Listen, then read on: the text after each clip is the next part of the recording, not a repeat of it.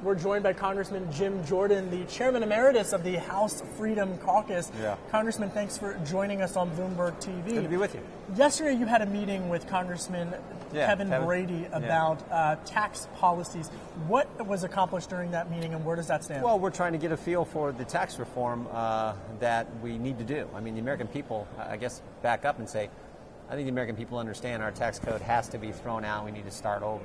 I always say any tax code on the personal side which says to half the population, you don't have to participate in the main tax is broken. Any tax code on the corporate side which says to American companies, you're going to pay the highest rate in the world is stupid. So if you have a tax code that's both broken and stupid, you might want to change it. So that's what we got to do, and that's the goal.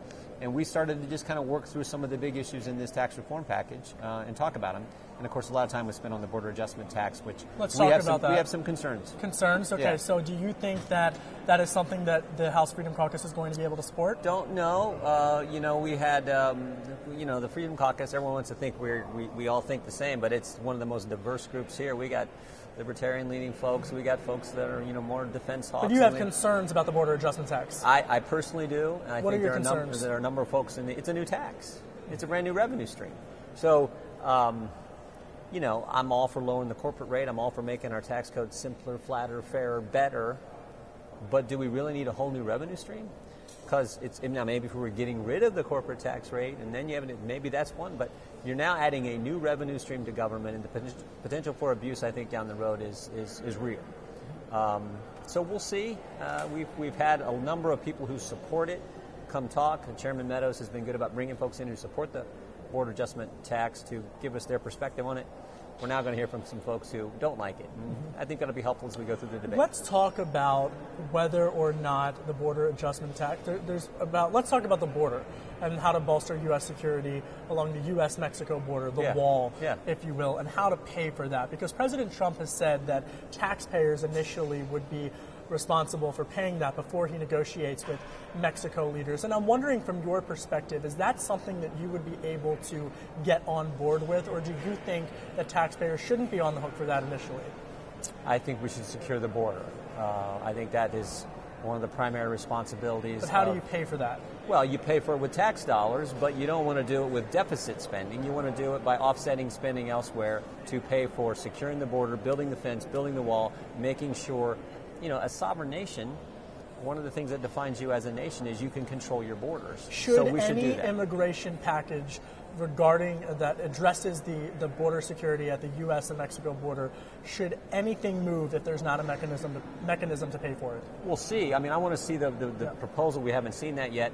But what I think we got to keep in mind is we're going to run a big deficit this year.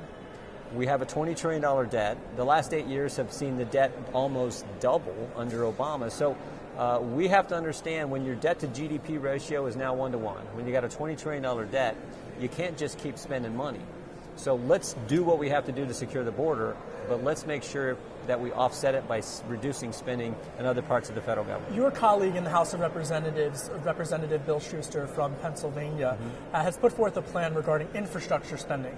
And he has said that perhaps lowering the corporate tax rate, which would draw businesses from overseas back into the U.S., that money, when they come back into the U.S., should be used to fund infrastructure spending. That and the repatriation, Do you agree with that? I think, look, infrastructure plan, I think, makes some sense. But I would say the same thing about that I'd said about the wall and securing our southern border. Let's pay for it. We got a $20 trillion debt. We're the party that's supposed to be responsible. We're the party that says debt's a problem. Not just, frankly, for our kids and our grandkids. You're also the party that elected President Trump, whose a key crux of his campaign was infrastructure spending. And I don't have a problem with that. I just think we should pay for those things. And so that'll be a big debate as we move forward. But I want to see the plan. I think all of us want to see the plan. As Congressman Schuster's plan, is that something that would be an acceptable mechanism to pay for it? I think allowing dollars that are coming back, changing the corporate tax code, repatriation issue, that money coming back. If you mark that for infrastructure spending, I think that makes some sense. But I want to see it in the context of the entire bill, and I want to make sure we're not exacerbating this huge problem we face, which is a $20 trillion debt. Another key issue on the campaign trail that has since gripped the attention of your colleagues in the House is, of course, what to do about the Affordable Care Act. Yeah. And this is something that you've said. You said get rid of it. Yeah. You said immediately replace it. There are now some jockeying bills in the Senate about alternatives. Of course, Senator Rand Paul has a plan, as well as Senators Bill Cassidy and Susan Collins. That's a bit more centrist and would keep parts of Obamacare. Not a fan of that plan. Not a fan of that plan. What about Senator Paul's plan? Well, I like Senator Paul's plan. Let's cover a couple basics. One, Obamacare is a disaster. Everything we were told about this bill turned out to be false. Like your plan, keep your plan. Like your doctor, keep your doctor. Premiums will decline. They'll decline $2,500. Deductibles will decline. Website will work. Website secure. Emergency room visits will decline. They've actually went up. And the 23 co-ops they created, 18 of them already went bankrupt. So what are we? So it's a complete disaster. Yeah. I start from that premise. It's a disaster. We will have better health care at lower cost when we get rid of it. So let's make sure we get rid of it. And then... But there are parts of it that are popular. Then I add to it this. That's what we told the voters we're going to do. We didn't say, oh, we're going to get rid of some of it. We didn't say we're going to do the Cassidy-Collins plan, which says if you like it, state, you get to keep Obamacare, and some other states have to pay for it. But why not? And we didn't say we'd repair it. It's working in some states. Why shouldn't those states be able to keep it? What's the alternative? Because then states like, should taxpayers in Ohio pay for the Obamacare in Vermont? I don't think so. Now, I'm for giving states flexibility as much as we can. That I think is good. But let's repeal it because this thing is a mess. And remember, we've had a number of elections, the most recent November 8th, where it was a huge issue, and the voters expect us to repeal it, and they don't expect us to take all day, and they don't expect the effective date of repeal to be 3 and 4 years in the future. They expect it to happen this Congress, because that's kind of what we told them. So what I'm hearing is that you're backing Senator Rand Paul's plan. We haven't officially endorsed it, but I like a lot what's in it. Congressman Sanford on our side is sponsoring something very similar. We like his plan as well, but we haven't taken a position as a group, but we're talking about that. So, Congressman, when we talk about infrastructure, when we talk about ACA, what I'm hearing is that there are some budgetary spending concerns coming from the House Freedom Caucus. Is that a fair assessment? Of course. So how, I guess, should the House Freedom Caucus or should conservatives rally together and oppose a more centrist or a more moderate, if you will, plan of ACA replacement? Is that something that you guys are willing to dig your heels in order to I guess pass if you're asking, do we like the Cassidy-Collins plan? I don't think so. We haven't taken an official position, but I don't like it, and I think that'd probably be fair to say a number of our members don't like it. We prefer a plan that empowers people, empowers families, doctors, and is going to actually create a market, allow the expansion of health savings accounts, allow association of health plans to form, allow the interstate shopping for insurance.